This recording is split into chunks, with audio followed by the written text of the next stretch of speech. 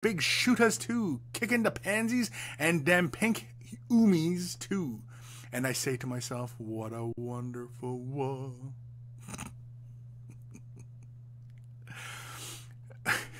Isn't it slightly offensive that Eldar are often referred to as, as like the gay army? Because, it's always taste the rainbow. Eldar is always about the rainbow. Orcs call them pansies. And, why is it that seems okay? Why is that? I think it would be kind of slightly offensive to some. But, that's just me. But why is that? Why are Eldar depicted in that fashion? The rainbow, and all, it's like smelling daisies and prancing through the woods. I mean, they're not like that in 40K anyway. Eldar are quite mean, quite cruel. They're incredibly racist, arrogant. They're really not very good qualities. And when you picture rainbows and such, you picture, oh, it's all happy and lovey-dovey and everything is so good and I just want to hug everybody and it's all just so wonderful. And but Eldar aren't like that. At least like when you get into the background. And I mean, they can't help it if they look good doing whatever, slaying orcs by the dozens and making, Space Marines look foolish and, just destroying everything. And, the Eldar are incredibly powerful on the tabletop. They just destroy everything. And I don't know why. I don't know why Eldar have so much hate. Why is that Eldar have so much hate? Why stop the hate, people? Stop the hate. Stop the hating. Stop. Can't we all just get along?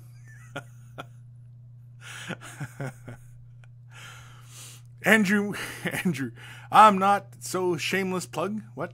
If anyone wants to join a challenge group of people doing all kinds of programs, doing P90X, we have one that starts on Monday. It's a private Facebook group. What's P90X? I don't know what P90X is. I'm afraid I'm not knowledgeable in whatever that is. I know a P90 is a gun. It's a submachine gun. But what's P90X? Or is it a 10? Which case would make it P9010? Or is it P90,000? Or P9000? Or am I rambling? Oh, Jonathan Battaglia is joining us today. Holy man.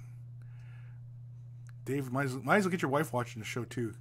Because, I do have one or two things to offer the girls out there as far as painting knowledge is concerned.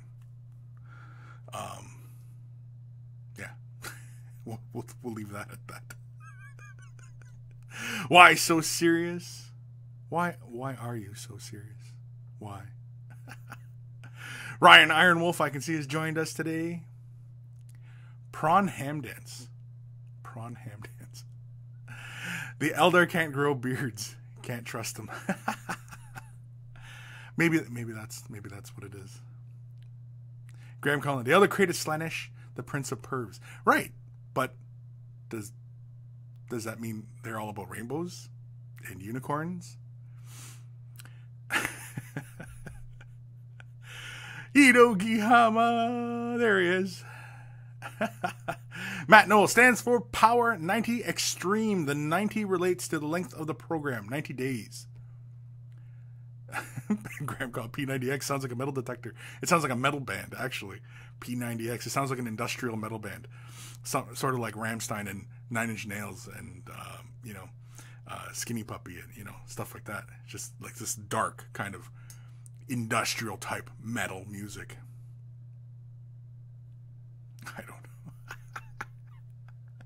Raziel. Mom says read an email. Yeah, you know what? That's good. Good call, Raziel. Good call. Let's do an email. This is, I don't know if I've read this one already, but I'm going to read it again because the way it was set up in my email, it wasn't flagged for the show, and so it's my bad if I've skipped it. And I do apologize to Nicholas Zutterberg. Anywho, dear Kris, greetings from Sweden. I have a small problem. I've painted up my Knights of Griffones and wanted to differentiate between my power weapons and my force weapons. I paint the power weapons green, which I think complements the orange well, but I don't know which color I should use for my force weapons. First I tried yellow, but I didn't like the results, so I stripped it and tried blue, which I liked better. But the problem is that the librarian are blue, and so it doesn't really pop. Any and all suggestions are welcome. Love the show. Keep it up. And he also sent me some pictures of his work. And yeah, I can see what he means. No, this is a power weapon. No, I thought he said, no, because this is a librarian, I guess, right? Or I guess it's a converted librarian, because it looks like a blood angel, right? And he's got the book. Very cool. I didn't realize this was a duder. I'm going to assume this is his librarian, because I got the big book, and he's got a hood, and yeah, that's what we're going to assume. So, he's liking the blue a lot better for the force weapons. But yeah, with the blue of the armor of a librarian, it doesn't quite, pop. Now, you have the texturing of the lightning and the energy, playing across the blade, which, works and, is fine. I think for the power weapon, or for the force weapons, I think you could go with a purple, just, so it's not too far from the blue. You could go with a light purple, or you know what you could even go with? Is, now I don't know how comfortable you are with it, but if you went from, say, a really dark, almost black purple close to the hilt, and then you went to a light purple along the outer edge, and then you did light purple as your lightning, like a light purple, almost white. I think that might be kind of striking. Yeah, see here, this is really cool. I like this. It almost looks like marble, but that's okay. Oh, don't, I can't see the other side. Oh, I don't get to see the other side. Aww. But I like the power weapon effect. The green is really nice, and yeah, it does work really well with that deep orange. I like it, and yeah, the blue is for librarians and stuff like that. Yeah, it doesn't quite pop, the way you might be wanting to. There's sunlight on me. It's burning. Natural light. It's burning, and I would go with a dark purple. Now, I don't know how comfortable you would be, creating that effect. I mean, you could start off, say, with something like a mixture of Nagroth purple, or is it Nagroth? Yes, or Nagroth, whatever it is. It's a dark purple. And you mix that like 1-to-1 with black, or maybe a little less than black, maybe 2 purple to 1 black. Start that as your base coat for the blade, and then build up from that. So going to the next stage would be purple, and you go 80% of the blade, and then you mix, say, a little bit of white into that purple, or you go with the next purple up. But I would probably mix a little bit of white into it, kind of go with, like, say, a 3-to-1 or even a 2-to-1, probably a 3-to-1. That way you get a nice kind of gradual. Keep your colors thin so you can build those transitions up nice and lightly, and work it up to where you get to a fairly solid purple at the edge of the blade, even a light purple. And then you can have the lightning coming from the hilt, or even the little orbs that are on the force weapons, and you can kind of have just a bit of lightning coming out from those. That's the way often I see a lot of power weapons done. Like the lightning is emanating from those little, oftentimes they get painted like gems on this power weapons or the force weapons and stuff like that. They got this little, it's like a little conduit running up, and then it's got a little orby thing at the end of it. And often I see like the lightning, it's like it's emanating from that, and I think that looks really cool. But I think a light purple.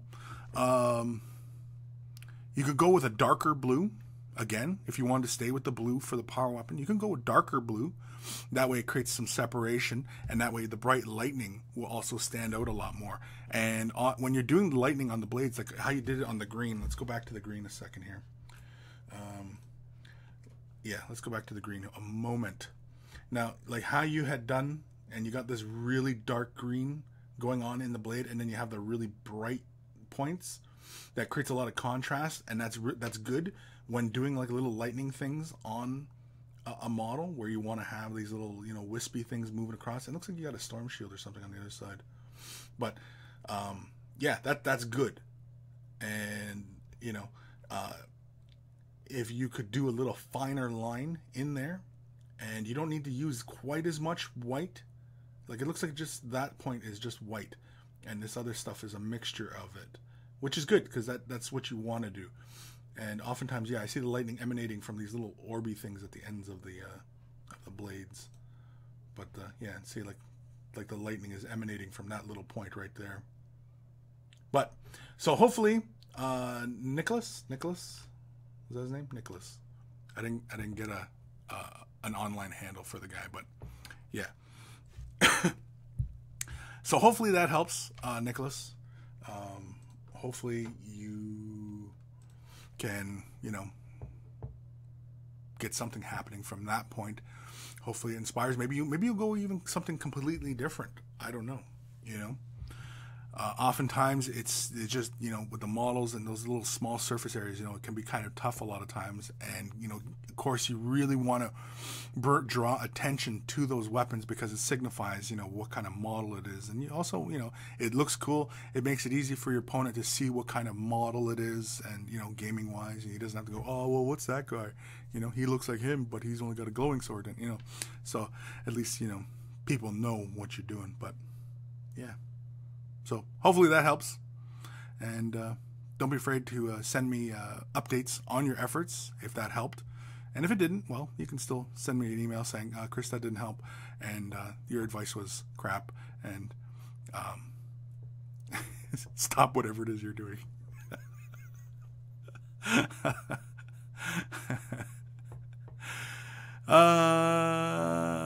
Matt Knoll, black dry brush, light gray. Picked up the fleshy bits with red and dark red on the claws and a bit of feathering. I do on the rest of his headpiece. Neat, Matt. Send Kris some pics. Yeah, always send me pics, please. At Kris@miniwargaming.com. Is it this way? No, it's this way. Yeah, I'm doing it right. It's this way. Right down here. This way or this way. It's either on this side or this side. I think it's this side. You click this button or that button. One of those buttons. I don't know. Oh, man. Oh, Dr. Xantos has joined us today. I see his name popping up. Drewski. That was my original plan. Is, LOL. I'm going to build it and see if it works out or not. Very cool. Schwim. Greetings, O Lord of all things, Simeon. I got to finish that little monkey design and, you know, get him designed up. Maybe that's what I'll have to do this weekend. Maybe I'll have to make that my, you know, my project. I took some pictures of Ash yesterday and I've been playing with those. Kind of, they're an HDR effect. And then I kind of like, you know, push them a little bit further, really kind of, you know, exaggerate, and, you know, they're just over the top images, but, you know, somehow they're fun and they work, and yeah. A Swedish guy. Good evening, mate. I'm gonna assume he means good evening. Matt Knoll. Kris, it's Noel, as in Christmas, or Noel. Oh, Noel. Sorry, Noel. Excuse me. Matt Noel. Is it Matt or Matthew Noel? Sasha goes exploring. Hello. Drewski McCall. Wings, head, shoulders, and backpack, all to be painted separately. Ash in a dress? No Ash in a dress. You know what? Like, I'm not. the whole dress bet thing. Steve's standing in my doorway like a week ago, asking me, would I do the dress bet? And, you know, I told him, I said, like, if you want to wear a dress, you don't need to make up bets. You don't have to do that. You can just wear a dress. Feel free to wear a dress. You know, like, if this is, you know, your personal growth, and, you know, you're kind of coming out, as it were, feel free to wear a dress. I don't know why anybody needs to feel it necessary that they have to wear a dress to demean each other. Just a good old punch in the face was good enough back in my day, you know, because there's nothing like hearing a grown man cry, and, you know, to prove your manliness. Wearing a dress, really? I don't see it. I don't see it. You know, it doesn't do it for me. And so, yeah, you'll never see me doing a dress bet. And besides, you guys don't want to see me in a dress. It's terrible. And for some of you of a weaker constitution, you might question your sexuality.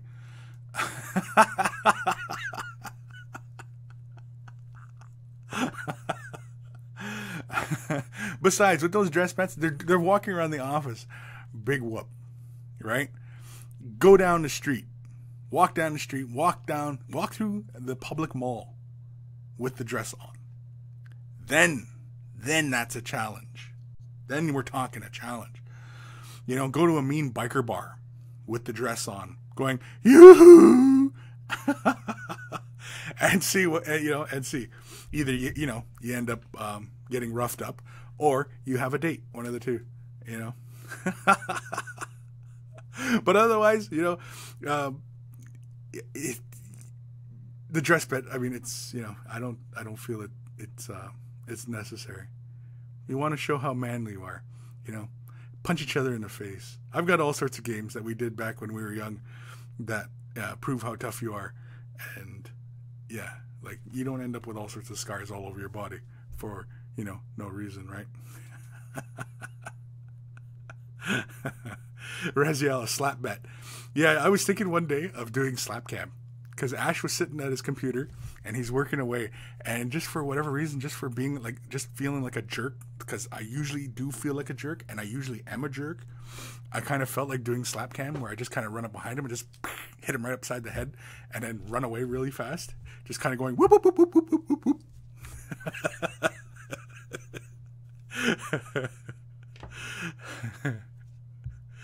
African wise man, haha, whatever tickles your prickle. Prickle. Can't even read. Schwib! Yes, we do, Kris. After all, Halloween is getting closer. Yeah. You know, I haven't done the Halloween thing in a while. My son, he's not into it anymore. Although he's kind of coming back around where he's starting to think it's cool again. My daughter, she doesn't like it. But then she always says, well, then I want to be a pirate, or I want to be a ghost, or, you know, and she's young and she's kind of getting into like scary things and, you know, scary movies. And, you know, she likes the Scream. One year she went as the Scream, you know, the ghost with the mask and the hood, and she was running around, and yeah. Clayton has joined us today. Darby Conway, hi. Drewski, the date will rough you up too if you pick up in a biker bar. Yeah, see, I don't know. I've never done it. I have no inclination to do it.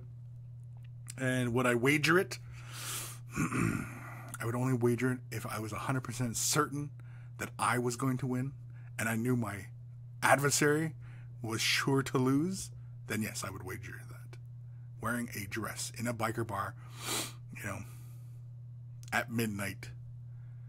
Well, closer to 2 a.m. Closer when it's closing time. Closer to closing time, when everybody's fully loaded and, you know, you look like the choice girl in the bar.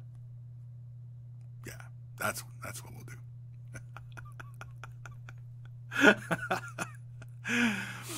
You know, Guillermo, I grew up with girls all around. I dressed up Skeletor from Master of the Universe in Barbie clothes before dress bets were cool. Skeletor! Dr. Xantus, I'm so tough I had a glass of milk without the milk. I'm so tough, I used to eat my marshmallows raw. How many of you guys out there are that tough that you can eat a marshmallow raw?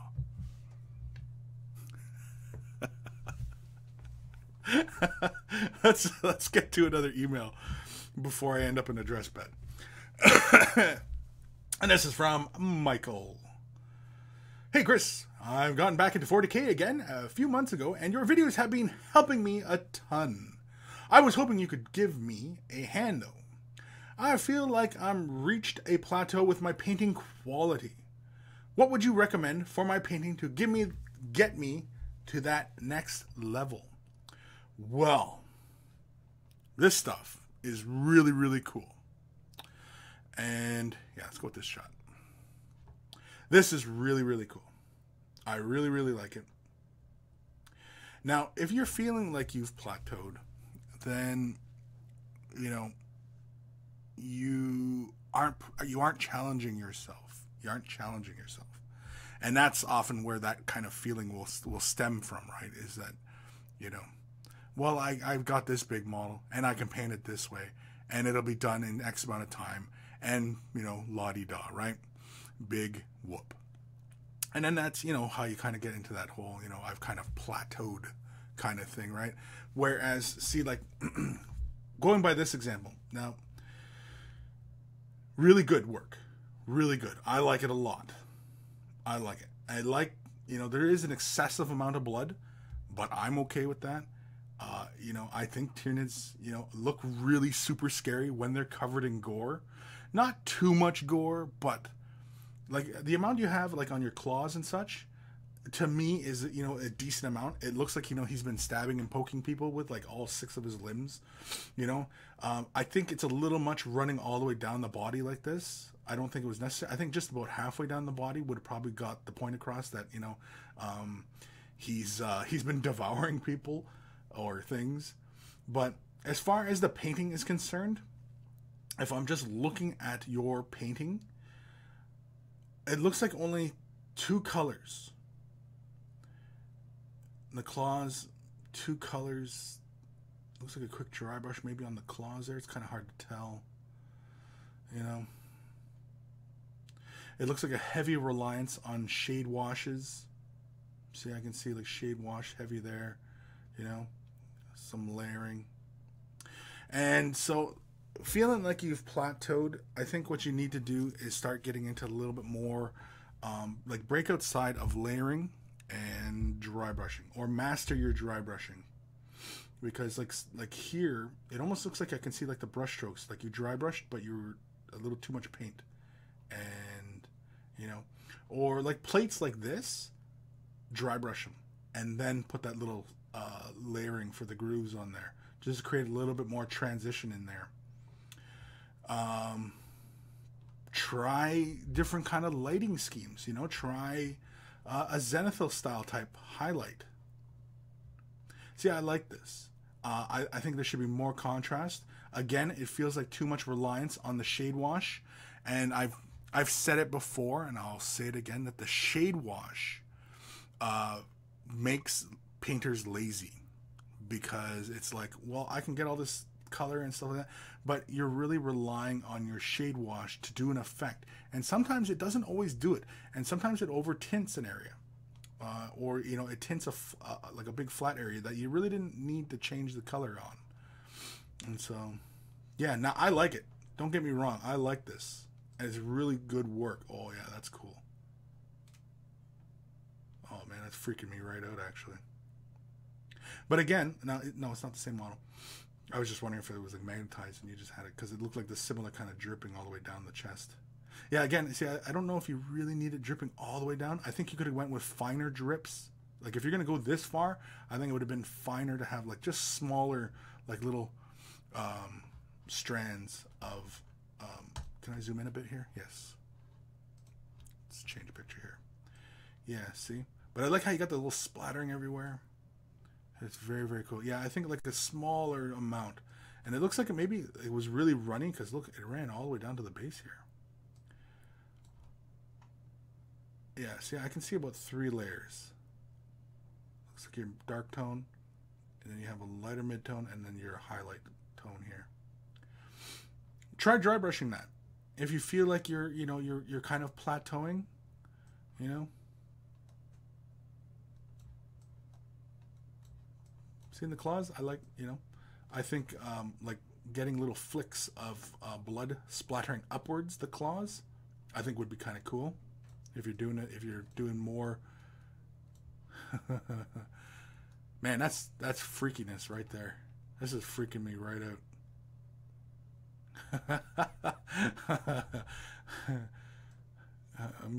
I'm not going to sleep well tonight. Ah! That's really cool though. I like it. Oop, no, can't move that. Oh, and he got some little, looks like beef jerky hanging from his face. That's gross.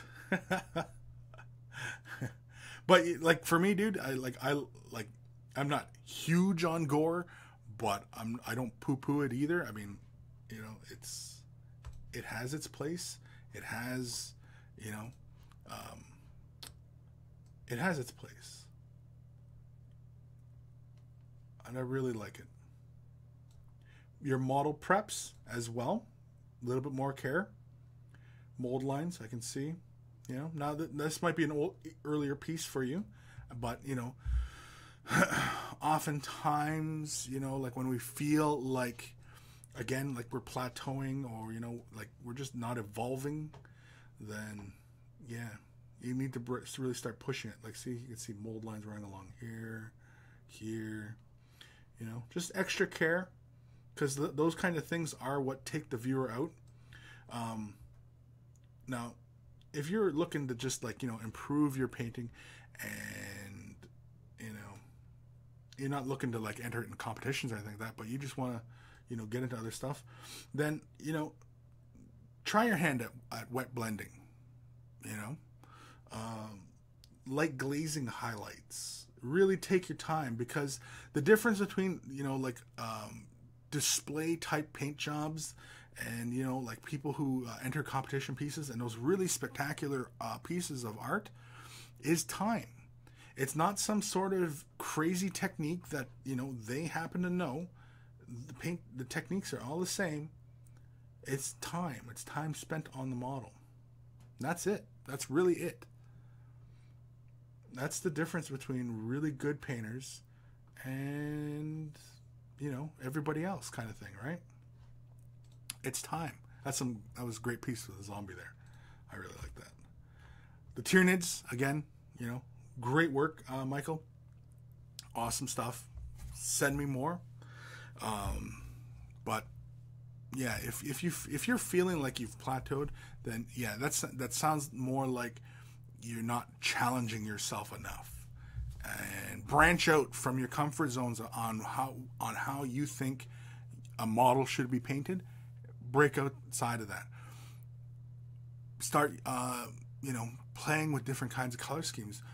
Take the paints from the pot, mix them, create new colors, and create a color scheme from those colors, and, you know, really kind of start to push yourself artistically. And yeah, because, you know, like I said, like I can see, like, you know, you got layering down pretty darn good, you know, dry brushing, you know, like you certainly have a really good color scheme going on with the Tyranid models there. Really, really good. But yeah, you know, it's just breaking outside your comfort zone. And, you know, and sometimes, you know, like if you've developed a really kind of, you know, fast and efficient way of painting models, and you're possibly, maybe you're a commission artist, or you're just doing a lot of paint jobs for friends and stuff like that, and, you know, and then, you know, maybe take a break from that. Maybe a break is needed, or keep going with your commissions. Take a break, you know, from that kind of work mentally, and do a different kind of model project. Find, you know, a model that you have no, like, it's not for any kind of game system or anything like that. It's a model. It looks cool. It looks like it'll be fun to paint, and paint it. Try out different techniques on it, and, you know, again, like I said, like blending, like Mini Wargaming Steve. Steve, you know, really good painter, paints really well, really quickly, but he was always intimidated by blending. And, you know, I showed him like once how to quickly do a 2-brush blend, and, you know, he loves it, and he does it all the time now. And, you know, he's taking his painting to his next level, as far as, you know, because it really, like, with painting, there's not really a level. There's not level 1 painters, and there's not level 2 painters, not level 3 painters, not level 4, you know what I mean? Like, painting isn't like that. Painting is it's always personal as far as what you're comfortable with. And yeah, it's not until you feel like you've kind of mastered layering or thinning the paints down and creating glazes or dry brushing or, you know, blending, and you know what I mean? Like, because if I took anybody who didn't know how to paint and showed them how to only blend colors, like wet blend, you know, two brush method, and started teaching them how to paint models with just blending, what kind of painter would that make them? They'd be a beginner learning how to blend. But blending is not like, blending is like an advanced technique. It's just another way of, you know, achieving color blends and stuff like that. And, you know, what kind of painter, what would you categorize that painter as? Would they be level 1? Would they already be jumping to level 5? You know, like, it's crazy. It's all a personal journey. It's all personal, and it's really your own personal level. Now, saying somebody's a beginner, intermediate, and expert, that's kind of different, right? And that's only 3 levels, right? Because a beginner, you're just getting into it, right? And intermediate is, you know, they've been around the block, they know what things are about, but they're not mastering anything. And then an expert obviously is a master of one or multiple techniques, and, you know, what have you, right? Like a master, like in my opinion, a master would be somebody who's mastered, say, glazing, right? The glazing technique, and which is just the layering process, but they've mastered it. They can do a model quickly, efficiently, creating all the color transitions that they want to create, you know, quickly and efficiently with whatever use of colors that they have on hand. And, you know, like, it takes them no time at all to work the color to the consistency that they like and apply it to the model. And, you know, but that's the only technique they know. They might not be very good blenders. They might not be, you know, very good dry brush artists, you know, like, who knows? I'm not 100% sure where I was going with any of that, but yeah, it's all personal. It's all personal. Like, don't get discouraged. Really, for a lot of new people out there, don't get discouraged with your painting. That, oh, I'm only doing this. I'm only this kind of painter, and, you know, oh, I can't get that. No. You get to it when you get to it, and we all develop at different rates. It's like any knowledge, really. It's you just acquire it as you go, and you only become comfortable with it, you know, when you're ready. And it's as simple as that, really. Don't be afraid. Don't get discouraged that, you know, well, I only dry brush models, and I don't dry brush very well. I'm still practicing. I'm still learning it. Okay, well, you're still learning it. Great. Keep going. You know, there's nothing wrong with it. It doesn't mean you're a bad painter. It just means you're still learning. That's it. That's all. Where was I? I don't know. Headshot, strength D, airbrush. Whoa, what? Prawn ham dance, LOL. Clumsy juggler at Prawn. I'm assembling Malifaux and Infinity models. Cool. Raziel Wargamer. Kris, what? No Corsairs? No, I've been meaning to pick up Corsairs because I have Duma Mimera. And, you know, like, I love, like, the Hornet, the War Walkers. But that was before Eldar got the bump in the new codex. Because everybody in Duma Mimera, like Eldar units, they were already weapon skill, ballistic skill 4s, and you know what I mean? Like, they already had that boost. And, yeah. And so, but I mean, I like the Corsairs. I like the foot infantry. You know, they have jetpacks and stuff like that. But, yeah, I don't know. I just, you know, like the War Walkers I really like. I like, you know, leaping War Walkers. And, yeah, I dig it. I like it. But as far as getting around to picking any up, someday. Sasha goes exploring. Kris, could you give me advice on keeping motivated to finish painting my gym army? Finish painting gym army. What? Have you ever lost motivation, and how do you get it back? Whoa. Something in that hippie. Jeez. Keeping motivated to finish an army. That's a tough one. Because that's all about your own personal work ethics, right? And when going through a project like an army and starting it from beginning to end, you know, if you're doing commissioned or doing it for yourself, you know, it can be really, really tough to stay motivated. And oftentimes when you're doing, say, for example, like a large collection army, and you say, for example, you bought all the models, right? You bought everything you were going to use for this army. You bought 1,500 points or 1,200 points, 2,000 points of, say, Space Marines, and you got everything from Tactical Marines, Rhinos, Land Raiders, and Dreadnoughts, and you know what I mean? Like, you got a whole smattering of stuff, right? Break the project up. Don't look at the whole collection. Okay, first of all, if you have a whole bunch of stuff to get done, keep it to the side. Don't have it near your work area. Leave them in their carrying cases or what have you. But don't look at them, because that'll only discourage you, because you'll feel the weight of all that work to be done. You'll start to feel that, and you're like, oh my God, I gotta get this done. So have it out of sight.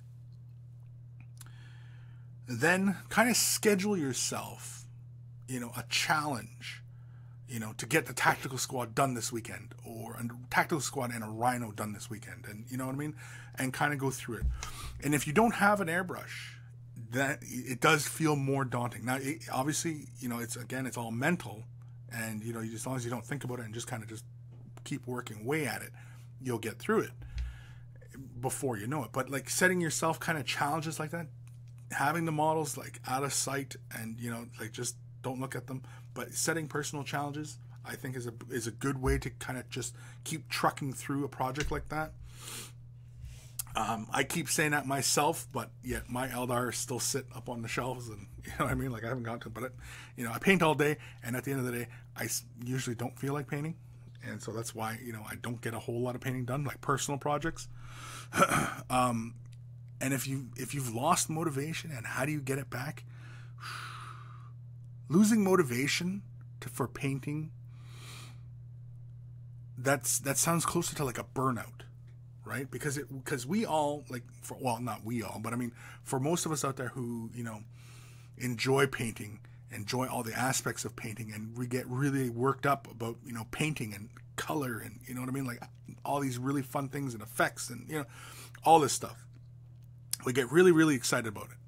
And so when we've lost that motivation to do stuff and paint models, and it just, you know, it kind of just makes you sick to your stomach looking at it. Yeah, that sounds more like burnout. And how do you fight burnout? All I can say is because good old Kris, that's a daily struggle. that's a daily struggle of burnout. And it's challenging yourself. Keep challenging yourself. I'm going to get this done. I've never tried this technique. I'm going to do this. You know, I've never really played with these colors this way. I'm going to do this. I'm going to master OSL. I'm going to master blending. I'm going to, you know what I mean? And just keep setting these kinds of challenges for yourself when you're painting. And hopefully that kind of keeps you going, because if you've lost motivation, man, I don't even know. I really wish I was a good motivational speaker. Because, yeah, I don't know. Sometimes I need that pep talk too. Because sometimes, you know, I just, I don't feel like doing this. I don't want to look at this. I don't want to do this. And, ooh. Ooh. So, yeah, that's about the best advice I can give. Is just, you know, keep trucking. Don't have the whole thing out in front of you. Work on it in chunks. You'll get through it. Don't even think about whatever else you got to do. Just concentrate on the here and now, on what you're working on.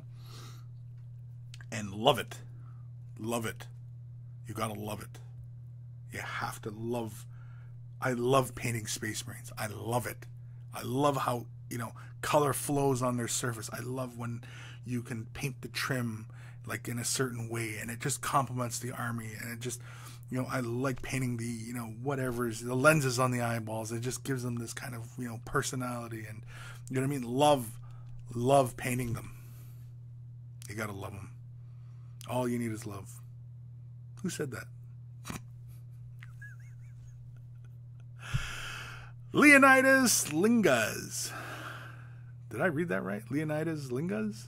Hey, Kris, first time checking this out live.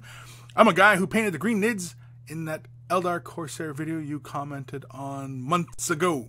Oh, very cool. Oh, yeah, I think it was from Eldar Corsair. Yeah, Eldar Corsair. I think that's his name, right? Eldar Corsair. Yeah, cool. Well, welcome. Hopefully you're enjoying yourself. Hopefully you're finding something informative and maybe a little bit entertaining. I don't know. I honestly don't know how entertaining I am. I don't have a graph of. There should be like a little meter, like how sound and stuff like that, and it should be like going up and down. It's like, oh no, we're getting boring now, and the meter's going down. Oh yeah, we're getting fun again. Oh, Kris is being funny. Oh no, he's being formative. Oh, we should have one of those kind of in the corner. Yeah. Matt Noah, finished off my 1500 that upgraded tier net. I created model backlog accomplished before I can work on my Death Guard. Ooh, Death Guard. Nurgle. And Nurgle are really fun to paint. Again, I'm pretty sure I've mentioned this to people before, is that they're really fun. It's kind of like orcs. You can paint them quickly, or you can paint them really nicely. You can paint them really kind of sloppily and haphazardly, or you can take your time and give it nice, smooth colors, transitions, and bright, vibrant colors. Nurgle's a real fun one to paint. I like Nurgle. Nurgle is my chaos god. If I prayed to a chaos god, which I don't, it would be Nurgle. Episode 60. What's P90X? What is P90X? Oh wait, we already covered that. Brian Romley. All you need to love, John Lennon. I know. I was being a smartass there, Brian. I knew who it was. Sasha Goes Exploring. Thanks, Kris, being sitting here smiling and laughing from your advice. I will get building and painting now whilst watching this. Well, there we go. See? And again, this is why I like doing this show, and this is why, I like being here for you guys, is because, it makes me feel good knowing that I've helped somebody out there with their project, what they're working on, demystifying a lot of things. Because it seems like a lot of times, people have, this kind of regard for like painting techniques, like, ooh, that's this technique, ooh, oh. And I like breaking down those kind of barriers for people that, like, ooh, that's a magical technique, ooh, no, it's not magical. Here, this is how you do it, and I like doing that for people. Episode 60, Eldar Puffers, and various blood splatter. Eldar Puffers. Is it like puffers, like in the British sense, like a puff?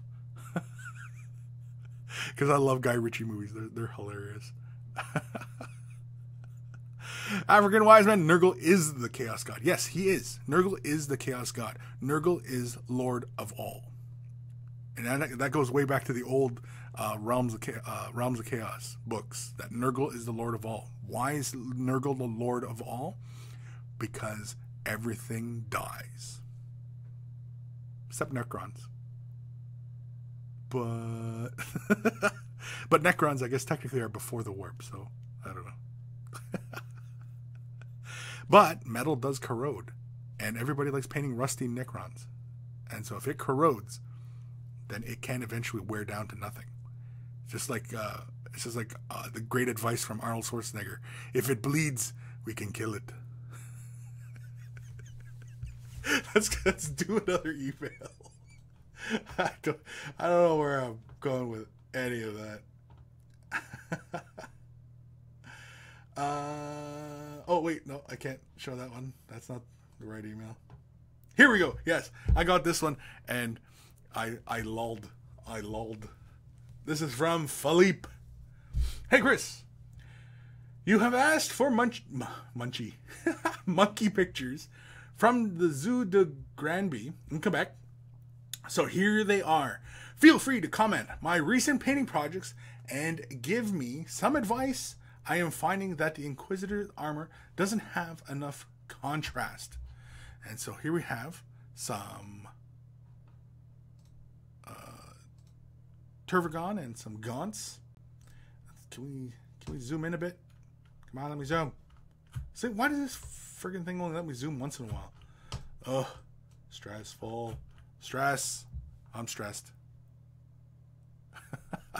I'm stressed. But from what I can tell, it looks really good. Now, with the color scheme, I like, how you have this really light flesh. And, the green in the red, it works up here, but I don't know if it works down here in these areas. It almost looks like blood or something, but then I can't remember what those details are. Like little veins or something. I'm not entirely sure you needed the green down in these sections. Yeah, even on the legs, see. But on the red side of things, it looks really good, and I like the big green tongue. That's really cool. I like it. Contrast. He was concerned. I really like your work on the sword. That's really good. I like it. Nice and thin lightning bolts. I can see it looks like you did a couple colors, 1 or 2 colors. Usually all you need is 1 or 2 colors, right? And you kept the lines really nice and tight. I like that. I like this color transition you got going on here. You didn't feel it necessary to push it to bright blue. I like that.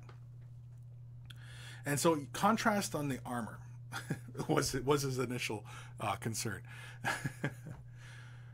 An easy way, okay, is Agrax Earthshade, or you can even use Druchii Violet, the purple color. It's a really deep purple, and that's a really fun one to use when shading gold. I'm going to assume this is a shiny metallic gold. Using Druchii Violet. It's a shade color from Games Workshop. I'm going to assume you're going to be using Games Workshop colors. And you can use that. Now, you don't need to hit the entire area. Like, say, for example, the chest here. You do not need to use a big brush and just hit the entire area with the shade wash. You can use your detail brush and very lightly catch them details and create some separation between that detail and this part of the chest, this like pectoral area, and then this rib area. You know what I mean? You can create a little bit more separation in there by allowing more of the shade wash to reside there. You don't even need to hit these big flat open areas. You can if you want to create a little bit more color transition, but creating a deeper contrast within those recesses. And as I mentioned, Druchii Violet is a fun one to use with golds. It throws in that magenta into the armor, and it's a really fun way to shade. You can use Agrax, where it has more dark browns to it and sepia tones to it. Again, you could use sepia as well, but it looks like you did already use sepia. Can I zoom in on this? Frag! No, I can't. So, yeah. Creating more separation. Because you're not exactly going to repaint these, because it looks nice and clean as is. The red of the cloth, you could go deeper, but no, I don't think there's anything wrong. The flesh looks all right to me. I think it could go a little bit brighter, just at the at the ends of the knuckles, the finger joints, just a little bit on the bicep, But if you're happy with it, then I wouldn't play with it. I wouldn't monkey with it at all. And here we got monkeys! Yay, monkeys! What are these 2 monkeys doing over here? What is? Oh, he's cleaning his back.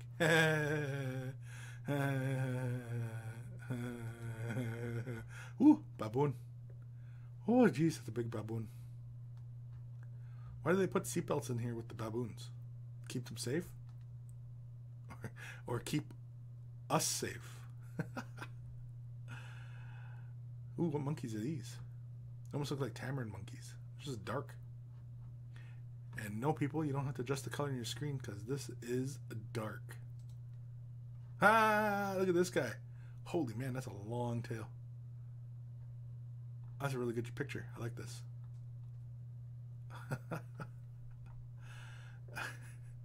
He's looking over to the right like, what did he just say about me? What did he just call me? That son of a... Holy man. This guy looks stern. Looks like he's waiting for the bus or something.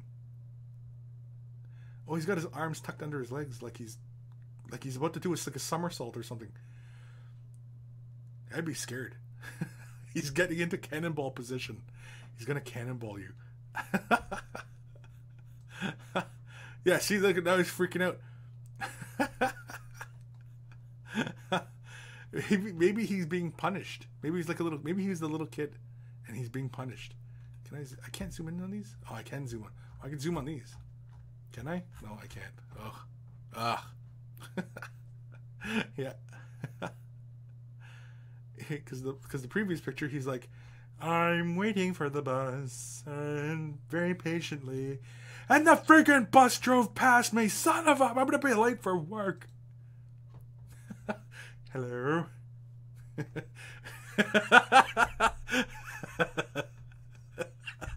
I had a joke there.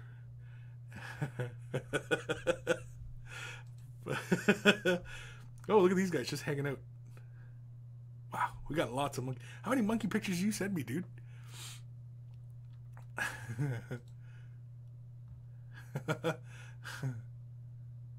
I like too that we don't have very gratuitous shots of monkey balls or anything like that. Not a lot of pictures of monkey junk. Oh, look at this guy. Are they not? Oh, they're. This is inside an environment. I was like, why does this sky look like it's painted? Ooh, ooh, ooh, ooh. Something in that hippie. Oh, there he is. And his way to the brush shirt. Awesome. Awesome, awesome. See? And you know what? Because he's taking pictures in front of a monkey cage and he's wearing his way to the brush shirt, he gets extra cool points.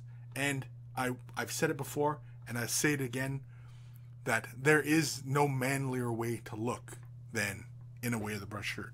You want to look manly? You know?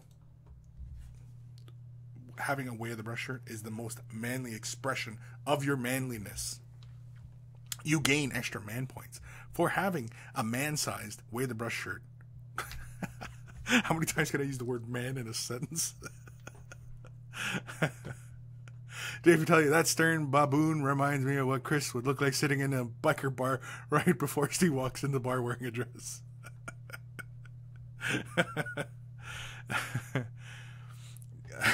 I don't even know what to say about that, Dave. That conjures up all sorts of imagery that, you know, poor old Steve would become a grown man. Raziel Wargamer. Looking manly? Wax your stash, of course. Yeah. I watched that stupid Seth MacFarlane movie, A Million Ways to Die in the West, and they had the mustache song in that. Man, I laughed my head off. It was a funny movie, by the way, too. It's stupid, but it's funny.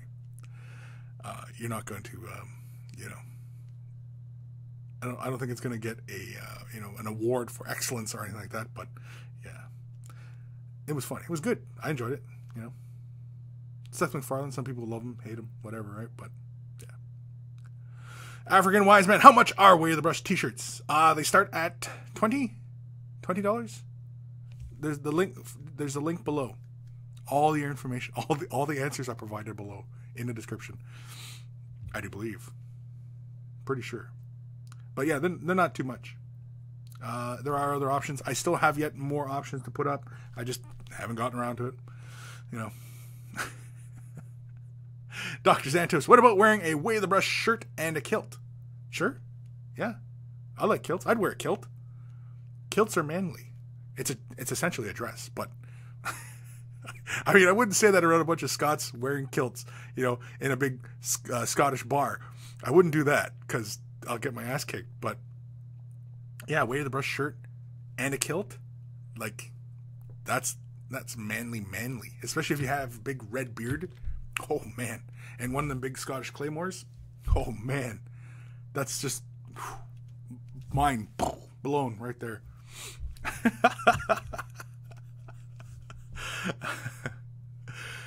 Prawn ham dance in a gale. Pangian Is there a way of the brush kilt? Not yet. Not yet. Debbie.T. Hey Kris, when you saw Ash wearing a dress and acting all casual, how come you commented on his voice and not the dress itself? Because, again, you know, like, is it normal for Brittany Wargaming to walk around in dresses? These days it seems like it. But again, a man in a dress, it just, you know, it's not something that I mean, because, like, you know, a kilt, you know, is a kilt. I mean, it's, you know, essentially a dress, right? What's the other one that looks like a dress? A Japanese. They have one as well, I believe. It goes over like pants or whatever, but it's essentially a dress, like on top of pants and pajama bottoms. And, you know, yeah, I'm sorry if that offends anybody out there, but that's kind of how, you know, it looks to me, right? And essentially, I mean, like, you know, it's all these notions of fashion and stuff like that, like, that are really, you know, especially in Western culture, right? I mean, it's, you know, all these things. Well, this is manly, and that's manly. I mean, like, here I am going on about Way of the Brush being really manly, but I'm just saying that as a joke, and, you know, to push sales, I suppose, to drum up some sales. But, you know, it's like, but like, you know, a man wearing a dress, you know, come on. I suppose I'm just more open about these kinds of things, I guess. I mean, it doesn't do anything for me, but, you know, to each his own, I guess. You know, whatever makes you happy. Whatever keeps people happy and keeps people from stabbing each other and, you know, and hurting each other and stuff like that. I mean, if it doesn't hurt anybody and it makes that person happy and it fulfills some, you know, void in their life, then, you know, what's wrong? Why, you know, yeah, it's different. But, and I mean, like, what's the more evolved thing for a human being to do? To look at something, analyze it, not be scared, and, you know, accept it and realize that it's possibly something normal. Who knows? You know, you can't say, because, you know, humanity is constantly evolving, so it's part of a phase, right? Or do you judge it and fear it and, no, it's wrong, it's immoral, it's all scary, and, you know, no. You accept it with openness, as long as it doesn't hurt anybody. That's the key thing, though, is as long as it doesn't hurt anybody. And I mean, like, you know, a guy wearing a dress, walking down the street, and he wants to wear makeup and stuff like that. Hey, all right, you know, as long as he's not murdering people, you know, and then, you know, going out and then a bunch of guys getting loaded and, you know, kicking his ass. Well, come on. That just means you're, you know, scared. And oftentimes the unevolved are scared of these kinds of things. And, you know, it's a very, like monkeys that they don't understand something. They immediately react out of fear and they'll attack or, you know, run away, or one of the two, right? It's fight or flight. The more evolved human being, you know, analyzes, determines, and ultimately accepts it for whatever it is, as long as it's not a hindrance to the greater overall evolution of humanity. Prawn Ham Dance, is humanity still evolving? Yes, of course. We're not the end of it. I mean, okay, we're way off track here, but I'm just going to keep running with this because this is really fun. And I can go on for hours with this stuff. There's only a few things that are perfect creations in nature, that are perfect. They're perfect. They've evolved to a perfect standard, and they most likely will never continue to evolve. And there are things that are alive today that were alive like when the dinosaurs were flying around and, you know, stomping around and, you know, even, you know, whatever, right? Sharks, like, you know, early great whites, stuff like that. Sharks are a perfect animal. Their evolution has not changed in millions and millions of years, and through mass extinctions, and, you know, they do evolve, but there's a few that are like unchanged, like great whites, unchanged. And because they're perfect, they've evolved to the perfect, you know, niche of what they are, of life, the role that they play within nature. They fulfill it perfectly, and that's a perfect animal. Do you honestly think humans are a perfect animal? Really? Do you think our current form of human is perfect?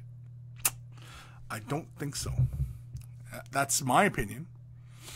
You know, and yeah, because, you know, no, we're so susceptible to our environment. You know, a shark is one with his environment. It can change, but he can change what depth he goes to. And, you know, his environment is a harsh environment. Our environment, we can't sustain very difficult, very varied temperatures or climate or pressures, or, you know what I mean? We can't take it. You know, some people, they get bloody noses when, you know, we have a low air pressure, and some people are susceptible to that, and they'll get nosebleeds, and, you know, they get stuffy and, you know, stuff like that. Really, just the air changing causes you to expel your own bodily fluids? Really? And you're telling me that humans are perfect? No. We're still evolving. But anyway.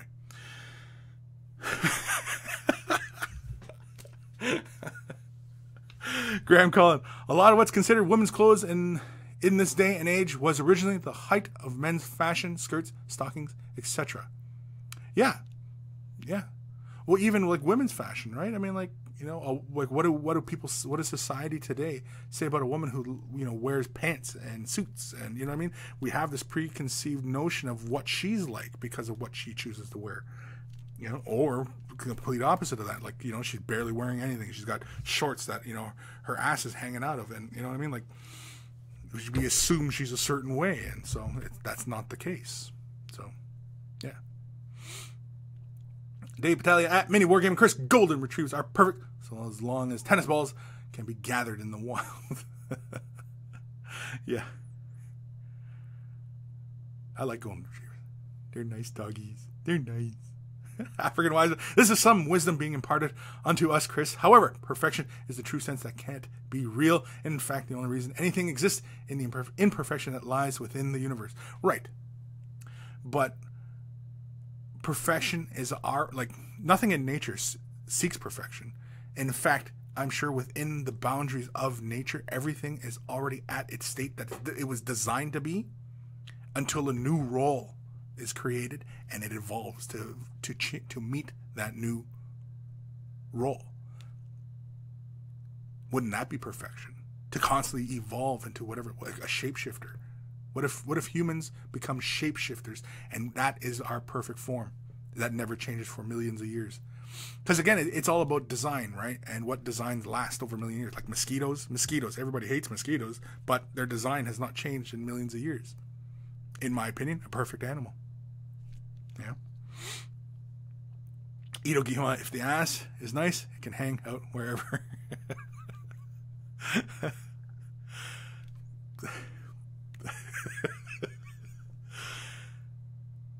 Yeah, okay. Mark Hill, episode 60, talking fashion and manly guys in shirts and kilts. Manly kilts. Kilts are manly. I mean, it's a dress. Again, it's a dress, but kilts are manly.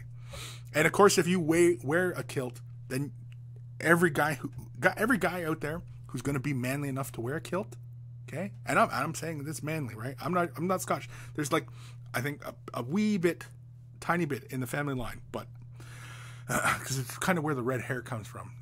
Anybody who's, you know, had a close inspection of like the hairs on me know that there's some red hairs on me, and I'm pretty sure that there's some Scottish in our family line. But anyway, you have to wear it the traditional way. If you're gonna wear a kilt, you gotta be traditional. So I don't want to see any Spider-Man underoos under that kilt. Not that I want to see what's under the kilt. Let's clarify that right now. Oh, digging ourselves into a gigantic hole. No, Homer, you gotta sell your pumpkins before Halloween. Before. Let's do an email. This is from Dr. Roctopus. Hey, Kris, been a while. Unfortunately, due to new work routines, I can no longer watch Way the Rush live. I am a sad monkey. But nevertheless, I endeavor to watch it during the week or on my say-off. On my say-off? What's a say-off? During the week on my say-off. I'm going to assume it's day off, of course, but I'm just teasing. Because he didn't run spell check. Doctor, How can you be a doctor and not run spell check? There we go. That's our question for the day. Just start ripping on him. On to the actual question. I was wondering what your thoughts were on how to achieve urban weathering for models. Space Marines specifically. I'm not looking for techniques, so much more colors or pigments of choice. The thoughts I had were mid-gray for concrete, rawcrete, dust, or whatever it is in the 41st millennium. Light gray, white for ashes. Dark browns, maybe. Not too on this one. Too sure, I guess. Black. I don't know what this could be. Scorching things, perhaps. Anyways, I'd greatly appreciate any input or the viewers have. Thanks in advance. Well, if you are looking to urban weather your models so they look like they've been trudging through like concrete and stuff like that, yes, pigments is probably the easiest and probably your best way of going. Now, it's dependent upon your color scheme as well, because if you have a light color scheme, now I don't know what kind of you're doing Space Marines, but I mean, like, Space Marines can be any color, right? And really, Space Marines really should be paint the rainbow, really, because we paint Space Marines any color. We paint them any color, everything from white to black and everything in between. That's the rainbow. Space Marines are paint the rainbow. We'll start a new thing. And so, yeah, it all depends on what colors you're working with, Doctor. Because if you're using light colors, say for example white, yellows, really light greens, you know what I mean, really light colors, going with darker pigments on those areas, like dark grays, or even going with some like dark browns or even blacks in those areas, I really wouldn't go with a black pigment, as black pigment tends to give you that soot look, right? A sooty kind of, you know, ash, and yeah, it can look like ash. And you know, if you mix it with the grays as well, like not literally mix it like on a palette, but like on the model, and you're using a bit of black and using a bit of gray, and you're kind of letting them play with each other on the surface, then, you know. But otherwise, yeah, Vallejo sells a set of like urban pigments. It's like they're grays and there's a white, and there might be a dark green or a light green, or it's a black. There's 4 colors. Those Vallejo sets, they come in 4s, and they're pretty good price, and you get a lot of pigment with them. And I like Vallejo pigment. There's really nice pigments, really fine pigments, really great for modeling. And yeah, so if you're going for that urban coloring, grays.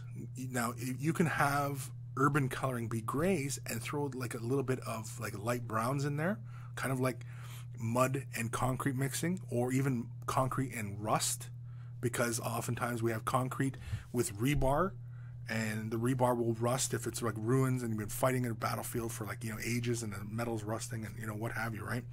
So it's okay to have like these various colors in there. Another one is with concrete and like light greens, because sometimes moss builds on concrete, and you know, you can get those greens in there, and that's okay. If you're going with a dark color scheme, then yeah, you can kind of stick with lighter, mid-tone to light pigments to capture the kind of effect you want to go. When you're doing your dust on your model, really you're only looking to go, I really wouldn't push it any further than halfway up the shin armor plate. In fact, I would stay well below that. I really would only go like a couple millimeters from that ankle joint up the plate. But pigments are a great way to go with it.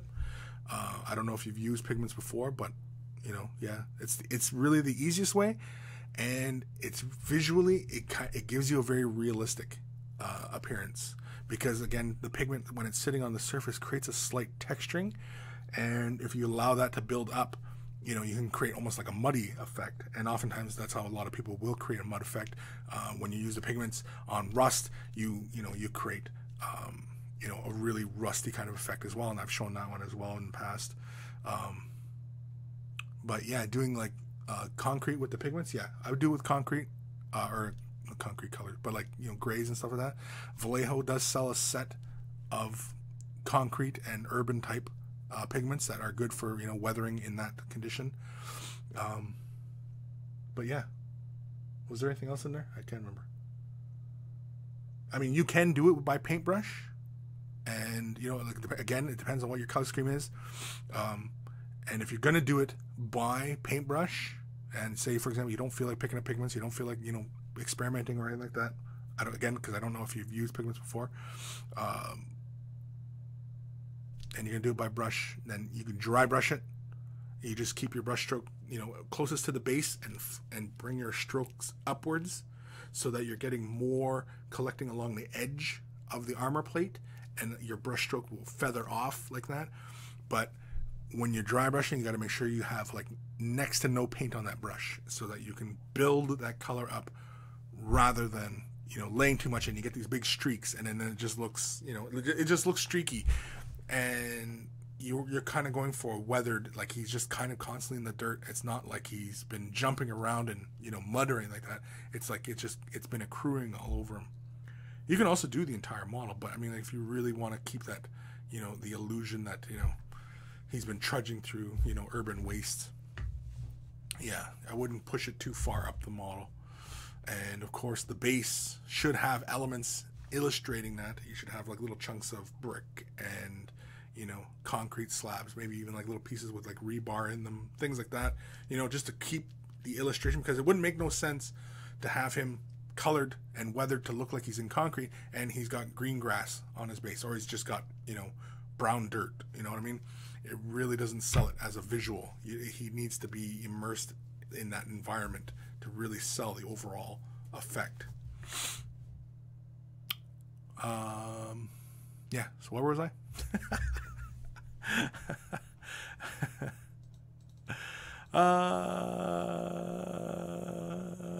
Ido Gihama, Scots are walking spring rolls. Good that we solved this mystery. I don't know what that. Demi-Dos, Kris, when can we expect another bat rap from you? I don't know. I honestly don't know. I honestly don't know.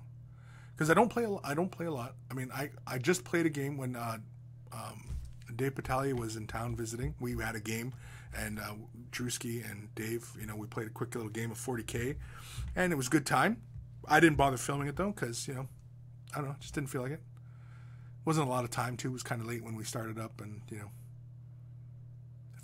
if we had plotted it out better, then I would have made, you know, the proper, you know, because I do have a few other ideas on how I'd like to create bat reps that differ from everybody else's, and you know, but not take so long to edit, because that's really what kind of kills it, is like kills the enthusiasm a lot of times. Like, I like editing, but you know, just kind of like, you know, playing the game, and then all of a sudden it's like, oh, I gotta edit this thing. Oh, it's gonna take me 10 hours to edit this thing. Oh my god, you know, and then it kind of kills the vibe for me. And I try to keep it fairly simple, and you know, just a few graphics and, you know, a few things and pre-made, and you know what I mean, and just kind of throw them together and creating kind of something interesting. But yeah, Raziel Wargamer, Kris, Tamiya Weathering Master. Tamiya Weathering Master? I've never tried any Tamiya's weathering. I've only ever tried like Tamiya's clear and a few other opaque colors and stuff like that. But I've never tried any like pigments or anything like that. Another one, I mean, is like MIG. I think it's MIG, M-I-G, MIG. They make weathering products. Secret Weapon makes weathering pigments. Forge World has weathering pigments. So there's lots of places you can go to find weathering pigments. I would just recommend Vallejo because it's what I use, and you know, it's just what I like and what I get for the amount of what I pay. I like the proportions, and the Vallejo pigment, I mean, like, it is really, really talc. Like, it's talcum powder. Like here, this is dark yellow ochre. Actually, this is kind of like bunching up on me, I think. Hold on, let me give this a little shake up here, just kind of, because the other problem you have too is moisture. Moisture can kind of, sorry if that's really loud for some of you. My apologies. Moisture is also your enemy when dealing with pigments as well, when you're storing these things. See, it's also got a childproof cap on it. And I can't even open it. But good pigment, you should be able to just... Oop, no, because of the moisture. The pigment is not coming out. Oh, there it is. It's starting to poof. I don't know if you guys can see this. I'm trying to do this here so you can kind of see, illustrate. You can see a little cloud coming out. And I'm just agitating the bottle just slightly here. You can see a little cloud. But really, like the pigment, I don't know if you guys can see that or not, but you see how it's kind of clumpy? That's because of the moisture. The moisture. Moisture. Now I got talc on my desk. What's another good one here? Yeah, this one's dark red ochre. This one always flies around the room. This one I'm starting to get a little low. Oh yeah.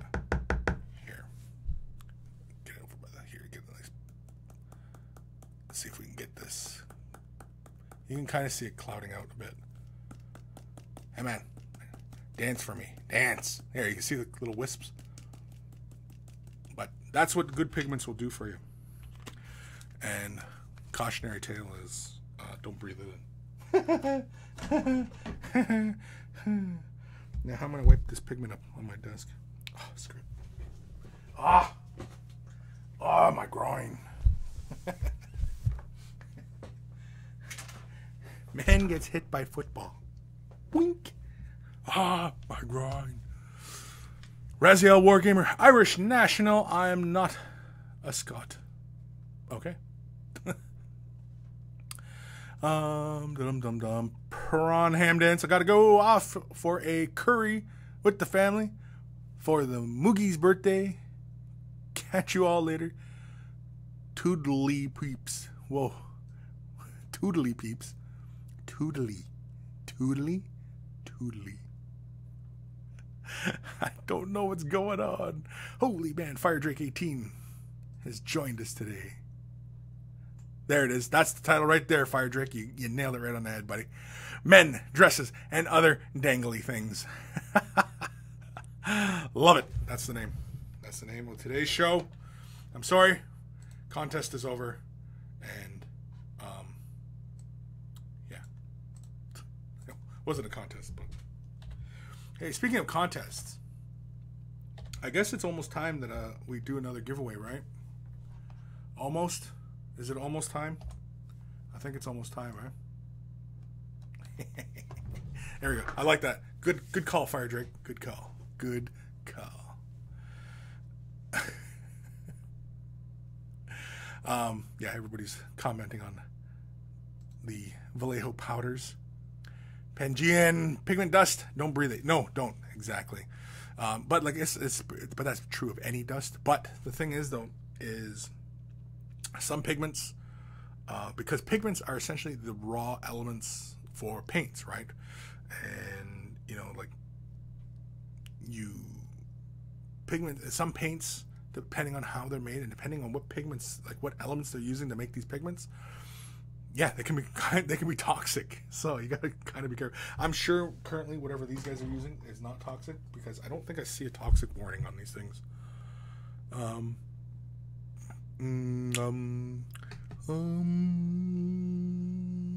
No, they're saying it's not toxic. Not toxic, not flammable, not suitable for children under 10 years. Really? You don't want to give a 10-year-old this? Really? I don't know why you wouldn't. Why wouldn't you give a 10-year-old this? It's a fun bottle to play with, some pigments. What's wrong with a bottle of pigments to give your 10-year-old? You know why? Because some idiot out there gave that bottle to their 10-year-old and they ate the pigments and they died. And so now we have these stupid warnings on these bottles.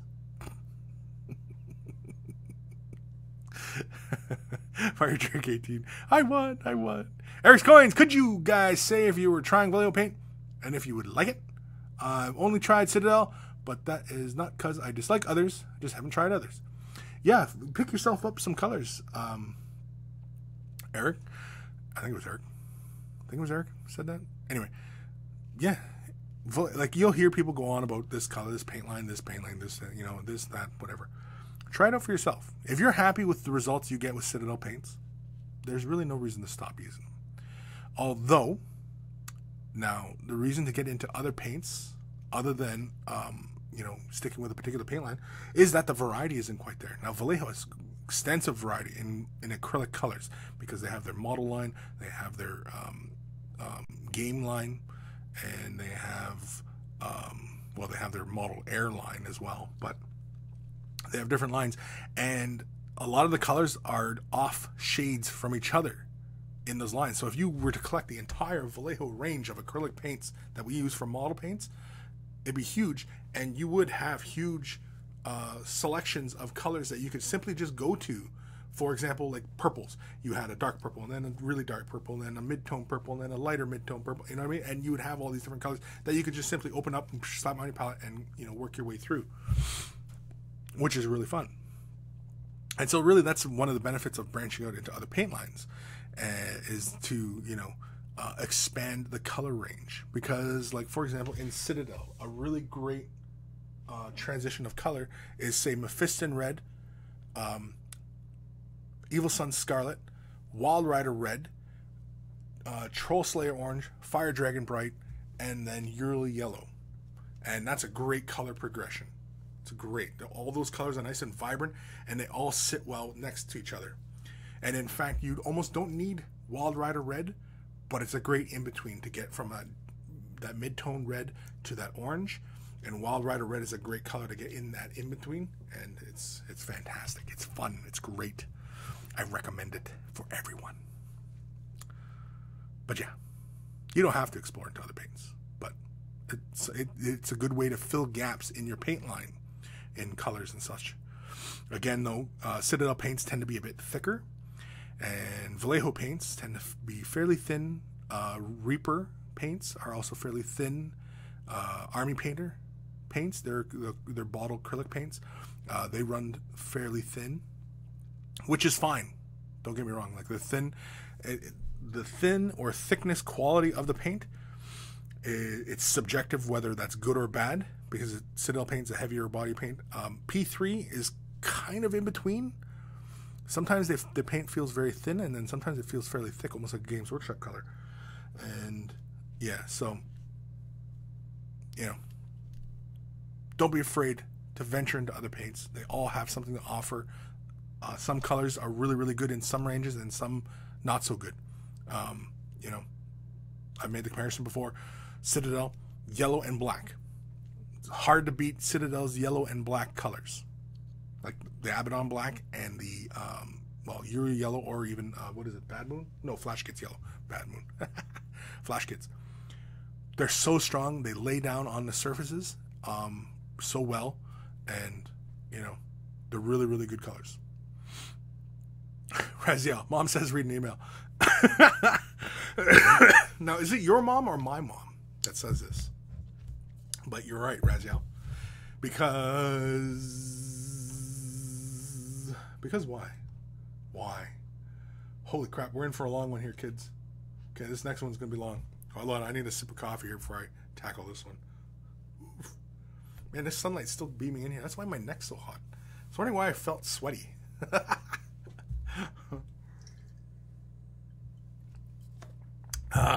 Danish artists, Army Painter paints can be think. I have some, and they do a bit of thinning. They do need a bit of thinning. Yeah, sometimes. Oh, think. I think you meant to write. Yeah, so it's like I haven't played with every color, because Reaper is another one that has they have like their regular kind of range, and then they have like their Master Series range as well, where the colors kind of vary just a bit and give you different shades, but they all work together well. And I think the Masters also have like a higher pigment count in them, and things like that, right? But don't be afraid. Change. If the paints are working for you and you're happy with what you're painting as it is right now, then I don't think you really need to worry so much, about what paints you're using. So, yeah. What was I doing? Email.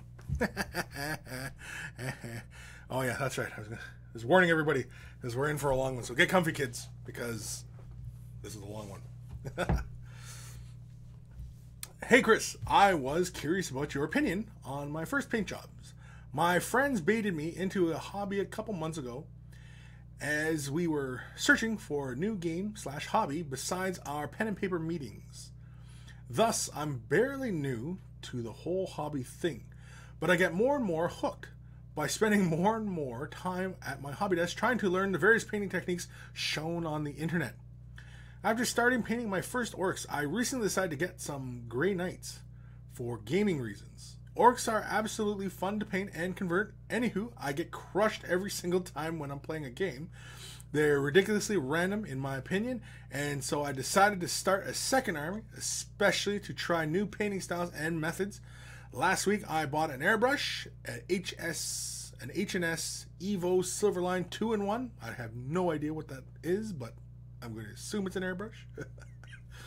And my first results are shown in the pictures below. I painted the armor and the power weapons by airbrush, the rest of the paladins by brush. I hoove 2 questions for you. I hoove. I'm sorry, dude. I don't mean to laugh at your writing here, but it's just how that sounds as I'm reading it. I hoove. I behoove you. I hoove. I hoove questions. Anyway, first, for the orcs. What do you think of the weathering? Did I overdo it? Or does it match the scheme? I used Vallejo pigments, typhus corrosion, sponge technique, chipping, etc. I send you a random selection of my orcs. Second, as everybody goes with OSL, I'd like to know your opinion on the Grey Knights. Would you OSL the Force Halberds? Or do you think that's no good idea? Maybe you'll find the time to answer this email. It would helps me and my paladins a lot, even though I painted them while watching your first 30 WOB streams. My first WOB streams. First WOB. Mostly in a row. Unfortunately, here in Germany, we can't watch Canadian live streams. Don't know why. Yeah, we had this discussion before, but I don't remember why either. Hopefully they may change. Hopefully that may change contemporary, so I can finally start spamming the comments and getting more involved in the WOB community. The WOB. I like that, WOB. Keep up the great work. Vault member for life. Cheers, Thomas. P.S. at Cody Rue. Yeah, I'm not going to bother saying that word because I'll completely butcher it. Has nothing to do with Wiener Schnitzel. It means bye-bye. P.P.S. Time for a coffee break, Kris. Hey, you know what? Good call, buddy. Good call, Thomas. And thank you, Thomas, for the email. And so here, let's have a look at his stuff. And I'll let you have a peek at it while I take a quick nibble of coffee. Yes, nibble. Too much. Wrong pipe. Okay, so he did these guys by airbrush. Now, the style in which I am looking at right here, like the way he did the blades, it looks like by painted. How he often does those blades, or often, I say often, but I've seen the video where he had shown how he does that with the airbrush and everything. Pretty sure it was by painted. Where's he at now? Is he still making videos? I don't even know. Anyway, very cool. We're gonna get some close-ups. Holy crap! Ask and thou shalt receive. Very cool. I like the cracking. That's that Agrian Earth tone, whatever the heck it's called. Very nice and clean. You know, obviously it's done by airbrush because, you know, he's got nice smooth base coats. But, you know, like, people think, okay, well, yeah, he did it by airbrush and, you know, yeah, that's what an airbrush does. But you can overdo it with an airbrush. You can over thin your paints and completely mess it up. There are many things that can go wrong using an airbrush while painting models. And I like what he's done here. It's nice and smooth. Again, you know, like it's simple, it's quick, it gets the job done. Yeah, that almost looks exactly the same as how bi-painted, how he's shown how to do that blade effect.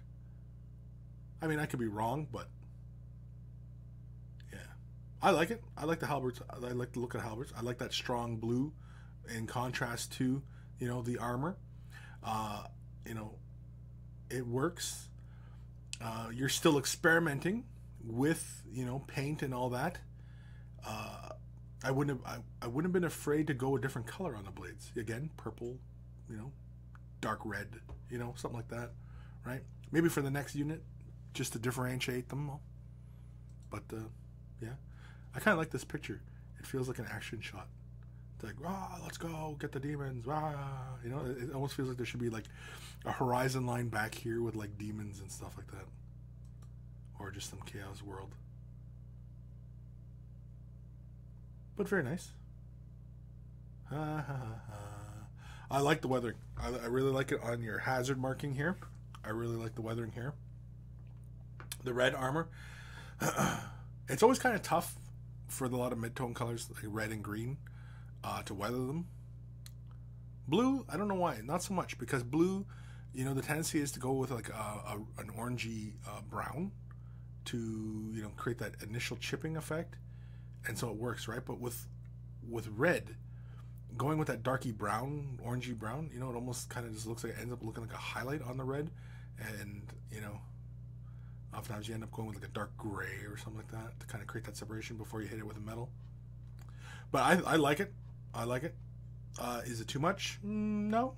No, not for orcs. Orcs, again, like, you know, orcs, it's very forgiving for, you know, the level of painter. It's very forgiving. And even overdoing something, it really doesn't look, it doesn't take the viewer out of the model. At least in my opinion, anyway. I like the glow here. I like that you have like this really intense kind of subdued like coloring going on, heavy weathering and stuff, but then you have this really strong, bold green in here for the vision slit, and I kind of would have liked to have seen it here as well. I liked how you, like, you know, it separates it and it makes this glow, really, because you have all this kind of, you know, business going on here, and then you have, you know, that kind of intense glow. Very cool. I like the coloring on this guy. I like this guy too, but I like the coloring on this. I kind of, orcs, for whatever reason, look scarier when they have a more subdued color palette to them. This flesh tone almost feels just kind of like off human green kind of flesh tone. Not quite Incredible Hulk. That's a little bit further than Incredible Hulk, but you know what I mean? Just not too far from that.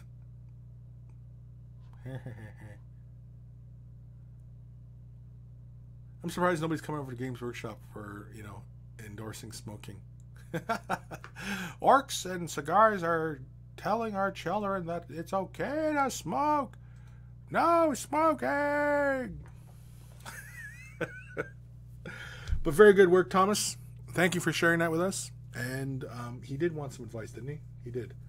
For the orcs, the weathering, I think it looked good.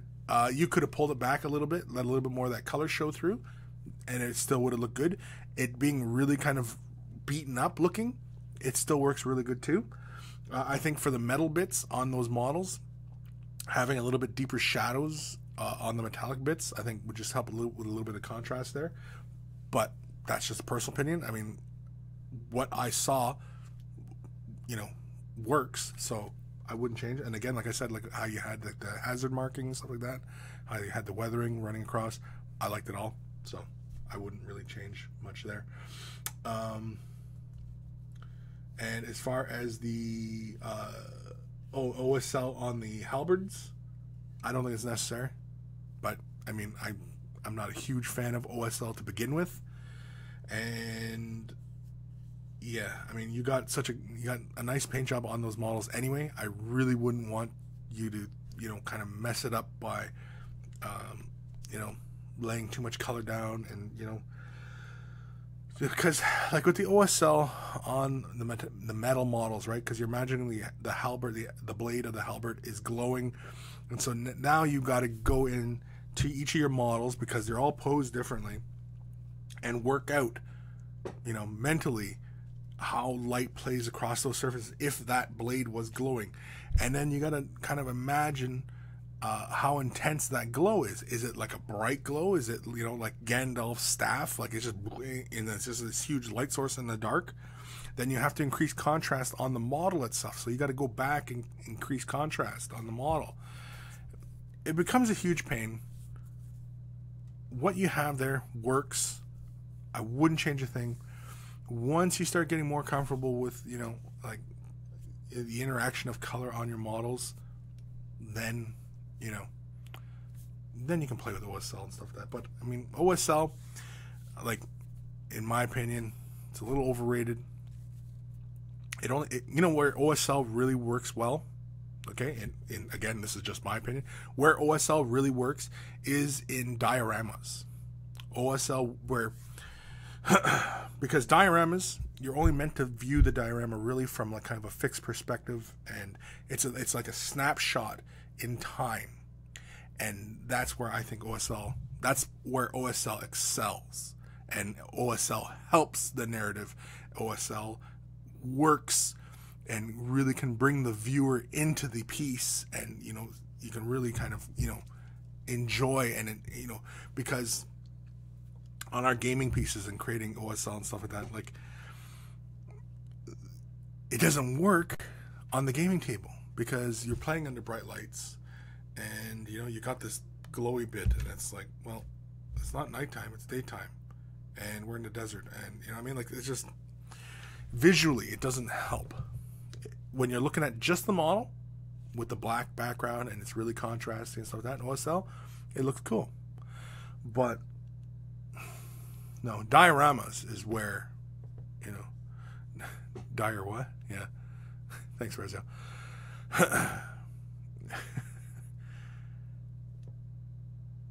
Sorry, I'm reading Raziel's comments here, and I'm just kind of, wait, what? Huh? Who? Hey? What? Mini Warcrafts. Want a Skype? My Skype is in the description below. Just send me a little message. You know, what times are good for you? Yeah. But yeah, dioramas. That's where OSL can help push that little narrative idea in the piece. And outside of that, it's not necessary.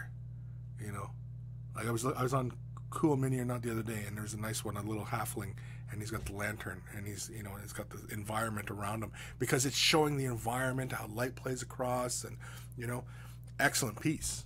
And yeah, you know, the OSL helps in that instance. But as far as your gaming pieces, no, it's not necessary. It's not necessary.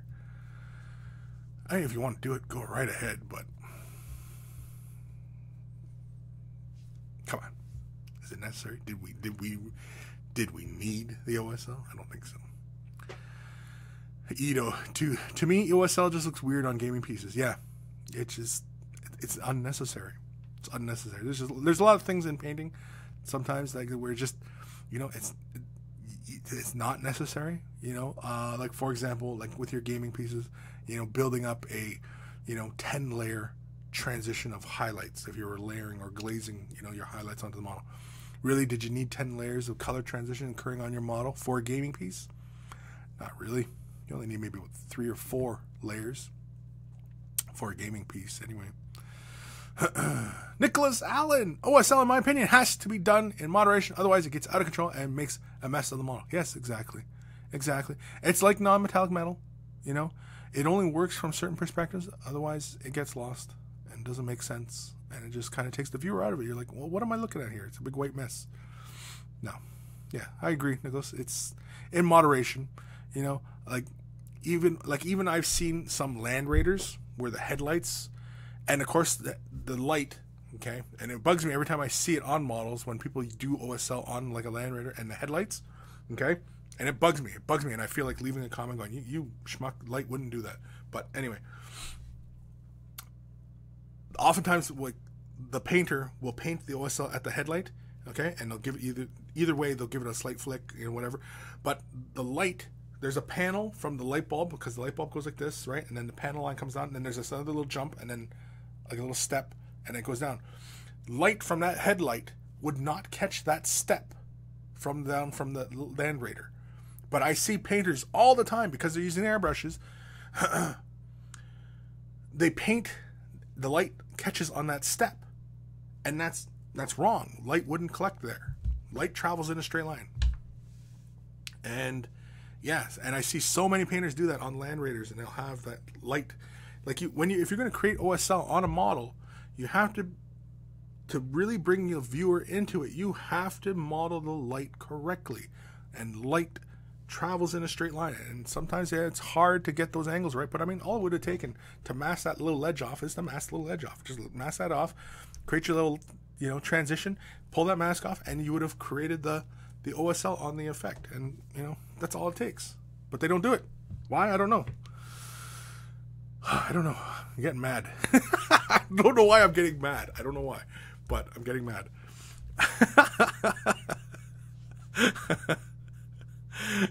Darby Conway. I've always been a big fan of less is more with most things like OSL, weathering, and the like. Yes, me too. Especially on miniatures, right? But on miniatures, where the less is more kind of, well, I guess it does kind of, depending on how you look at it. Like, for example, like color.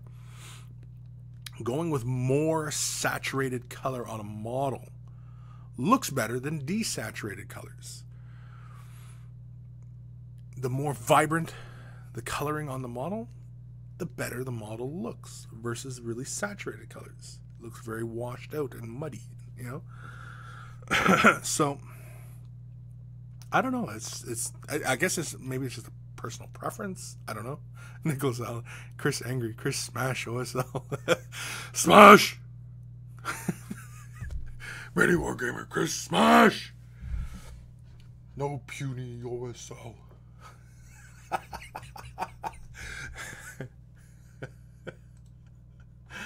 Oh man, let's do, what time we at? Holy crap, we're at 14 minutes left of the show. Let's or holy moly, not holy crap. Oops, sorry Glenn, I'm showing your email address here. I can't fix it. Yes I can. Woohoo, fixed it. I am so smart. I am so smart. SMRT. I mean SMART. Sorry, quick copy. All right. This is from Glenn.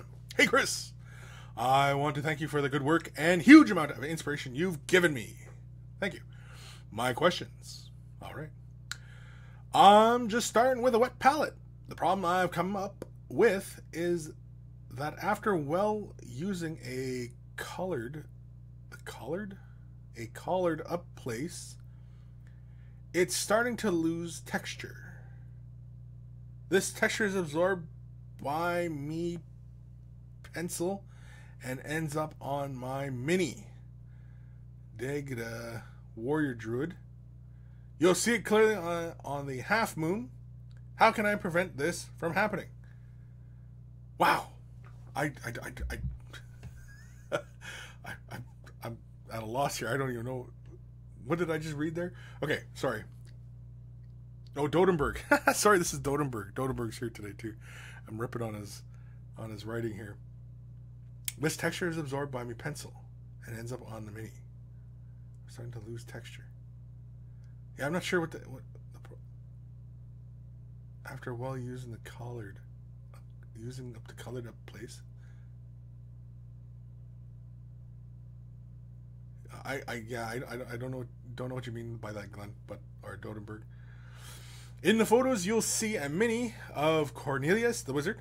This mini is done in several layers, and the blue is being glazed. I'm happy with the result, but want to seal it. I have Purity Seal, GW. Will this dull out the colors or not? Never used it before. Also, do you know how it interacts with wood? Like actual wood? Because the tree is a real branch. Oh, okay, well, I guess that answers my question right there. Is a real branch covered with watered down wood glue. Bison. My apology if you already answered similar questions. Thanks in advance. Dodenberg. Okay, is Dodenberg still around? Because this first question here, the texture is absorbed by my pencil and ends up in the mini. And using a collared up place after the using. And the problem I come with is that after using a collared up place, Yeah, I'm a bit at a loss there, buddy, as to what you're trying to convey to me there.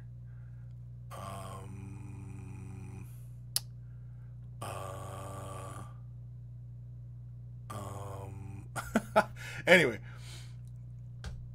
not to dwell on it. Here we go. So, here's his models. I like this picture. It looks like it's a pretty wild party going. Oh wait, I gotta fix this framing here. Here we go. I like this picture. Looks like this is like taken out of like a party or something. It's like, oh, I'm bringing all the chicks, dudes. Oh, time to party. Anyway, very cool. I like it. I like the flesh tones. And of course, it's kind of fitting for today's show that we get the backside of a guy wearing a big goat head or something. Or is it a bull head? It's a boar head, I guess. Yeah, it'd be a boar head. Anywho, I like it. The flesh tones are really good. The fur, nice dry brushing, not too heavy. Got a bit of color transition going on. I like it. Could be a little bit more on the fur here, but that's just me. Wow, this is very cool. Now, on the cloak here, I don't know if that texturing is on the model or if that's from your layers. Can we zoom in any closer? No. Now, I was checking the comments here. I see if Dodenberg kind of answered me. I thought he was here, but he was here earlier. Maybe he took off. But anyway, the wet palette, the paints should not be creating a texture. The whole point of the wet palette is to preserve the moisture of the paint. And yeah, I'm not sure what you mean by the texture of the paint, and I can only assume you mean like what I'm seeing here, but I don't know if that's part of the model or what. But oftentimes it's not really desirable to get a texture from the paint that's at least not deliberate. You don't unintentionally want to have texture on your model. You always want colors to be smooth.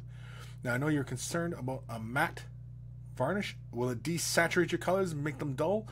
No, but to the eye, when you have this kind of smooth glossy look on the model, the way light plays across the surface, it's quite vivid, and so when you throw a matte on it, it does take its saturation. It doesn't actually take the saturation out, but to the eye, it looks a little desaturated. But yeah, and you don't want to overspray it. It will sit on top of the wood just fine. If you've already covered the wood in a thin down PVA glue, that matte varnish will sit on there just fine. And it will dull that finish of the tree down as well and give it kind of, bring it back to more of a natural kind of look. But I really liked it. I like this piece. Of course, we're looking at a Zenith again, but I like this piece, and I like the flesh tones you got going on here. And let me see here. Now you're layering, you said, right? Yeah. See, you see how I think that is your paint. Because see, I can see the little bumps and stuff like that. And yeah, you often don't want that. You want the paint to be fairly thin. So one thing that can be occurring is when you have your wet palette out and you're drawing colors at the very extreme edges of the color. Like say for example, let's just say for example we're looking at this here, okay? And let's pretend this area right here is the wet palette, and this is our color sitting here. The very extreme edges of it can sometimes dry, especially if the paper is not wicking moisture and it's not preventing the entire surface from drying. You can end up with that edge drying if it's not enough moisture in the paper and not enough moisture in the palette. And so when you take your thinned out colors and you end up drawing along the edge and you grab some of that dried out pigment or the color, the paint, that ends up mixing onto your brush, and so you get these little chunks of dried paint already, and so that's what's causing these little bumps, these little points of paint. Really, it's just the little balls of dried up paint that have gotten carried up into your brush and what have you, right? It's annoying, but yeah, it might be a problem with your wet palette. Not enough moisture on it, and that's what can occur there. But yeah, I like this piece. This is really cool. It's very interesting. Lots going on, but very cool. Yeah, I don't know. No, I wasn't paying attention there. I didn't see if Dodenberg answered me or not. I wasn't too sure what he first initially meant at the beginning of his email there. I don't know if it was just me being dense or what, but yeah. Of course, I'm lost in these comments now, but anyway, hopefully, Dodenberg, hopefully that helps. Hopefully that answers your question. Yeah, if you're having a problem with your wet palette, the problem I've come up with is that after using a colored up place, it's starting to lose texture.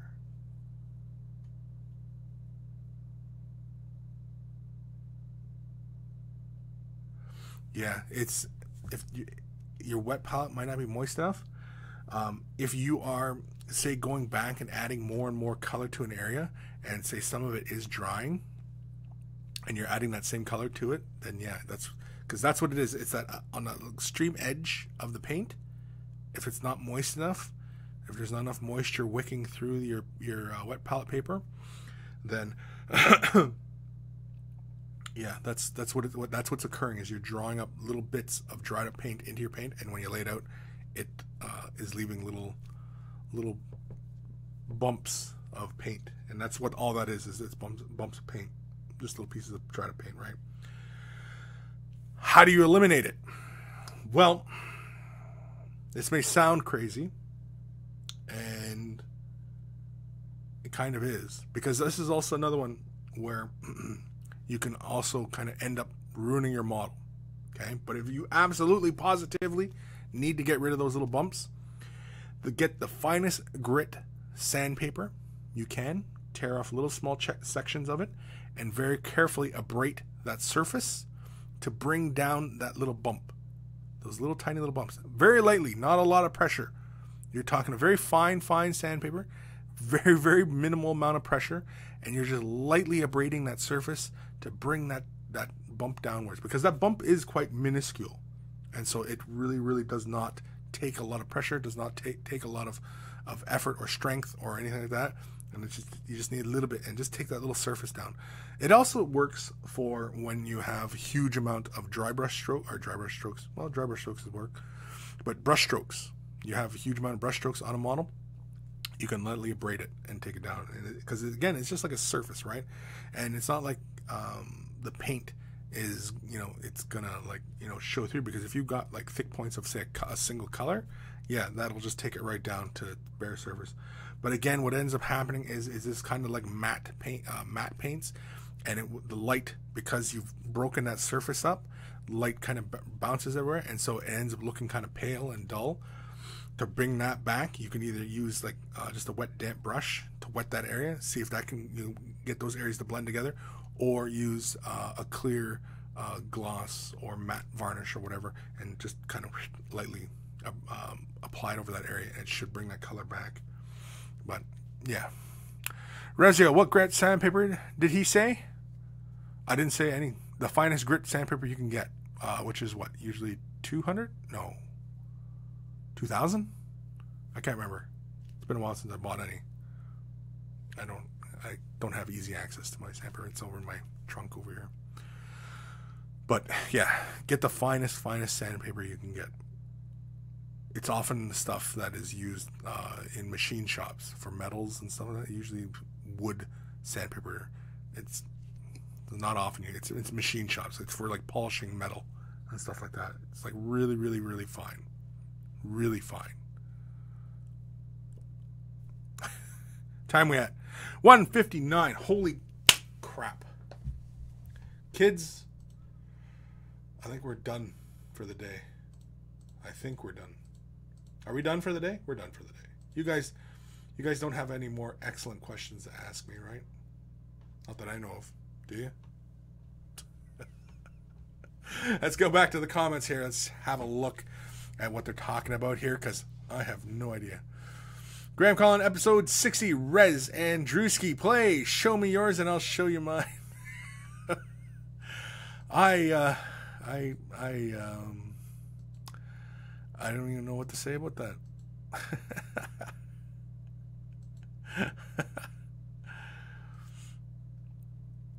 Drewski McCall, I'm afraid. What am I going to do once the show's over? I have no idea. Doc Eon, the issue I have most often is the paint that is left on the wet palette for a few days tends to separate. Yes, it will do that too. Paint is going to separate even if you leave the bottle sitting on your shelf. The paint's going to separate. When you leave paint on the palette for a long while, which you can, but like when it does separate, because the paper is drawing more moisture in, so you're increasing that volume of essentially water to the paint. And like a really good example of when you see really bad pigment and medium separation is metallic paints. That's why whenever I'm using metallic paints, I never use water to thin it down. I always use medium to thin metallic colors down, because I hate when the pigment and the medium become separated. And like if you've all done it before, I'm gonna assume, because that's when you see the metallic medium or the metallic pigments floating around, and they'll create those little wispy shapes, and they'll do all sorts of funny things when they're separated, because they're sitting free of the medium, right? Because the pigment is like sitting up here and medium's down here, and so the pigment, metallic pigment, is just kind of floating around on the surface. Versus when you use medium with metallic paints, it keeps everything nice and together, but just thins its overall structure out, and it doesn't separate like that. When you thin metallic paint with medium, you don't get that separation like you do with water. That's one of the big arguments for using medium over water, is especially when you're using metallic paints. But yes, Doc Ian, I know what you're saying. Paints are going to separate no matter what. You can leave them on the shelf for months and your colors are going to separate. It's just, that's gravity's pull on those pigments on paint. It's gravity's pull on everything. Gravity. Which was a pretty decent movie overall. Although, it's kind of crazy, but I don't know. I don't know how we jump back to a movie, but I think we're done for the day. We're done. I can't think of any more things. We could jump to another email, but I'm almost caught up to my emails. Or I am caught up to my emails, because I think one of these I got today. But anyway, send your questions, comments, whatever you're working on. Your commission service, you want to drum up some sales and show off your work and impress us all. I'm all for it. Please do. Send your emails to Kris@miniwargaming.com. Join me on Facebook, Way of the Brush. Want to get your question answered, or you want to show off what you're working on. Again, of course, it's all about sharing, and I say showing off, but I mean in the fun sense, not I'm better than everybody, here's my model. No, I mean it like, here's what I'm working on. What do you guys think? Sucks? Like it? Hate it? What? And that's more or less way I mean. So, Way the Brush on Facebook, links below. T-shirts, of course, if you want to look manly, of course, and who does not want to look manly with a kilt and a Way of the Brush shirt? Kris, what does the B&T mean when buying your shirts? Big and tall, because Mr. Steve, Mini Wargaming Steve, he wanted a big and tall, and so I had to create a section for the big and tall fellas. And I know a lot of gamers out there are of a masculine physique with extra mass. not like a man unto myself, of course, with lots of mass, because we're all big burly men who love to play with little toys. And on that, take care of your brushes, they'll take care of you, and I will see you guys next week. And hopefully, you know, like we'll get to this 5,000 subscriber thing, because I do want to do a giveaway, and I do like when when the monkeys have their day, when we do our contest draws. I do enjoy those shows. We do often have a lot of fun. This was episode 60, and I didn't do anything special, even though it's kind of a nice round number. But maybe when we hit 70, that's another 10 weeks. Oof. I don't know if I'll survive till then. But anyway, yeah. So whenever we hit 5,000, whenever, you know, I don't know, share the video. I guess share the video. That way more people join, more people subscribe, more people watch.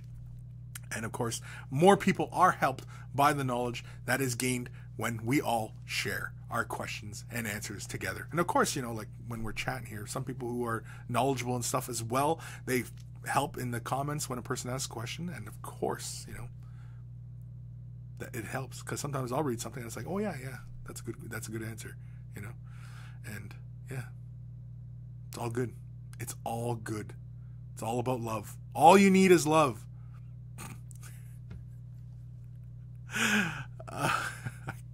I've got nothing left. I've got nothing. I'm spent for the day. I just, yeah. All you need is love. Bam, bam, bam, bam, bam. All you need is love. Oh, by Reziel. Alrighty. Saturday, go do something fun. Or get your models done. Get your models painted. Never mind. Get your models painted. Get to work. Get to work. Get to work.